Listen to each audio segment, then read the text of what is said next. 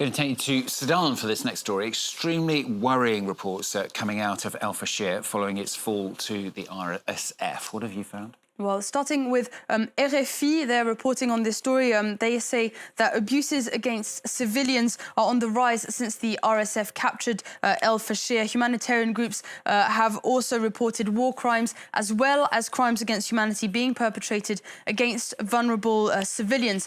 But perhaps the most shocking headline and expressive title here comes from The Telegraph. It quotes, "Visible from space, Sudan's bloodied sands expose a massacre of thousands. More than 2,000 people are said to have been killed in the last 3 days since the RSF took the city." Now, this article is looking at research done by a Yale Humanitarian Institute, which has been tracking the siege using open source images and satellite imagery. There's a photo, notably in the article, which says that they have found images which suggest human bodies and reddish discoloration on the ground, which you can see here. These are the reddish discoloration patches, and here are some of what they think are piles of bodies. They've also found evidence of systemic and intentional ethnic cleansing. Now, in France, L'Humanité calls it the largest humanitarian crisis in the world. This article blames foreign interference for the violence. The paper explains that on one side, the United Arab Emirates and Chad are supplying weapons to the RSF, and on the other, Egypt and Turkey are supporting the Sudanese army. Now, the article quotes Antonio Guterres, who says that foreign powers funding and supplying the conflict are as responsible as the warring parties themselves.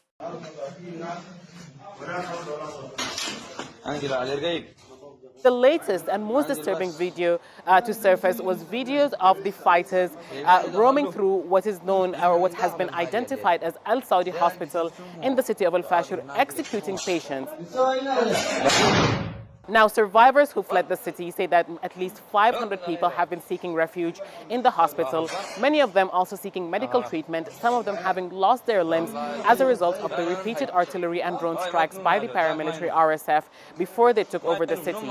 Health workers who were also working at the hospital have also been killed by the RSF, according to survivors who were able to flee. Very few people who've been able to flee the city of el-Fasher and reach places like Tawila in the western part of North Darfur say that they're not sure if there are any survivors left behind in the city of el-Fasher now that the RSF has taken over it, but they say that they're definitely sure that those who were inside el-Saudi Hospital when the RSF took over have all been executed by the paramilitary rapid support forces.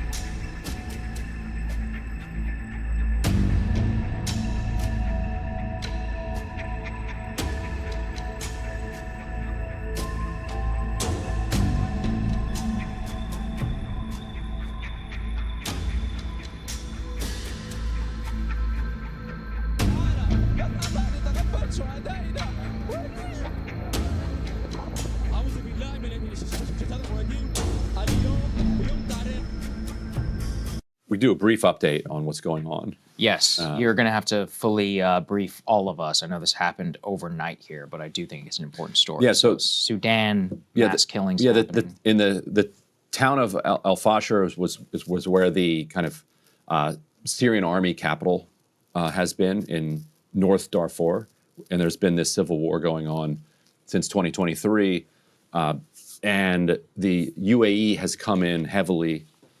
United Arab Emirates has come in heavily on the side of what's called the RSF, the Rapid Support Forces. And a year ago, the U.S. State Department said the RSF is committing ethnic cleansing in Darfur and in Sudan. And the support of the UAE has continued to pace. You can put up A8 here. And so el-Fasher finally yesterday, and over the last couple of days, but it has kind of now fully fallen to the RSF. And what you're looking at here are a ton of people rounded up by the RSF who, as we understand it, and there is much more disturbing video that would confirm this that we're not going to show you here, were then executed. And this is not the first time that the RSF has taken over a city, and estimates of civilian massacres as a result have been over 10,000, like in a particular city. Like this absolute horrific bloodbath. If we put up A9, a lot of the OSINT people online are saying they have never seen visible blood from space. But what precipitated this? That's what question. Precipitated this precisely is el-Fasher has been basically surrounded by the RSF for a year and a half, and it's one of the remaining key strongholds of the SAF, their opposition, and so what precipitated the massacre was that they finally managed to break through and take it. What precipitated it more broadly is gold. Basically, Sudan has significant wealth underneath its. And why ground. is the UAE supporting this militia? So the UAE, the UAE has this massive Africa play that it's been doing. The UAE is supporting African proxy forces all over the continent. Like absolutely everywhere, and the UAE, like Qatar, is technically a country, but it's more like an investment vehicle / mafia. Sure. That is trying to figure out how to take this wealth that has come out of the ground, this fossil fuel wealth that it's created in the last several decades, and only several decades, like 50 years ago or so. This is a deeply poor area. Now it's like the richest place on earth. They know that that's not going to last forever. At some point, you tap the last bit of natural gas and oil. And so their question is, what next for us? And what's next for them is that they're building ports and creating alliances all over Africa for the continued extraction of natural resources and funding all of these civil conflicts to make it easier for them to then get access. Oftentimes, kind of arming both sides of the conflict. But in this case, they've really thrown their lot in with RSF. And we could put up A11 real quick to show that how much this is escalating. So this is the foreign relations chairman saying, quote, the horrors. The Republican, the horrors in Darfur's el-Fasher were no accident. They were the RSF's plan all along. I think that's true. The RSF has waged terror and committed unspeakable atrocities, genocide among them, against the Sudanese people. The RSF must be called what it is, a foreign terrorist organization and officially designated as one. America is not safer, secure, or more prosperous with the RSF slaughtering thousands. And so, to hear Jim Risch talk like that, makes you ask the question, wait a minute, hold on a second. So you're saying that our ally, the UAE, is a major terrorist financer? Because that's what you have to say. If Like if you agree with that statement, which is Can true, I put my cynic hat on here Yeah. a little bit? You know, whenever it's a conflict that doesn't involve Israel, unspeakable atrocities and genocide amongst them, right? Darfur was the original, one of the original, quote unquote genocides of the 21st century in the early 2000s. After Rwanda, it was supposed to be never again. It actually didn't really work. Why does America suddenly care? They say America is not safe or secure or more prosperous with RSF slaughtering thousands. Is there a deeper thing going on here, or is this just exposed like the human rights industrial complex?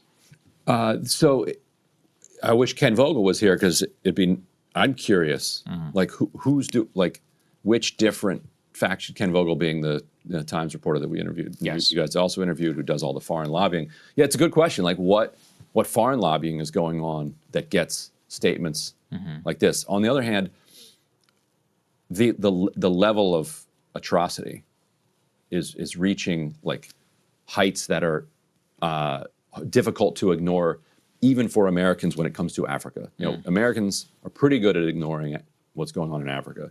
We are going to be signing numerous countries in the not too distant future, so that would be great. While you are on the phone, could I ask you, how is the dam doing in Ethiopia? The largest dam in many, many years being built. Unfortunately, it stops water from flowing into the Nile, which causes Egypt a little bit of a problem, right, as it should.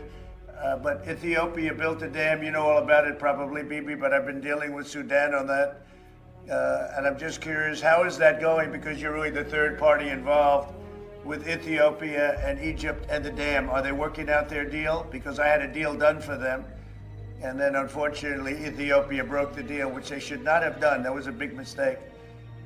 And we've stopped payment to them of a lot of aid. Because they did it, and they will never see that money unless they adhere to the agreement. But they built a dam which stops water from flowing into the Nile, and you can't blame Egypt for being a little bit upset.